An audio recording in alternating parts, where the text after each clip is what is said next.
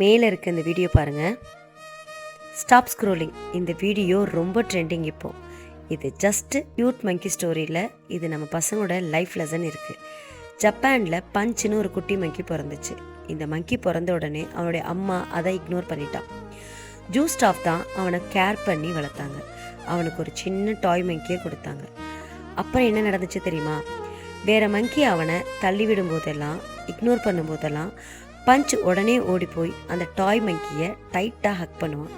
அதுதான் அவனோட கம்ஃபர்ட் ஜோனாக அவன் ஃபீல் பண்ணான். இப்போ கொஞ்சம் யோசிச்சு பாருங்கள், நம்ம கிட்ஸோடைய நிலைமையும் இப்போ இப்படி தான் இருக்குது. பேரண்ட்ஸ் பிஸின்னு அவங்க லோனியாக ஆக்கிடுறாங்க. அவங்க சொல்ல மாட்டாங்க, ஆனால் மனசுக்குள்ளே ரொம்ப ஃபீல் பண்ணுவாங்க.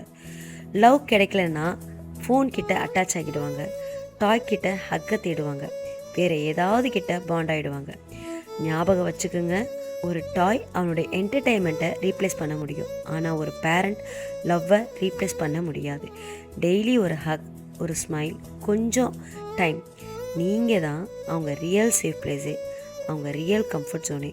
ஸோ இது பஞ்ச் மங்கி ஸ்டோரி மட்டும் கிடையாது. இதில் நமக்கு ஒரு பெரிய லெசனே இந்த ஸ்டோரிக்குள்ளே இருக்குன்றதை புரிஞ்சுக்கோங்க. தேங்க்யூ.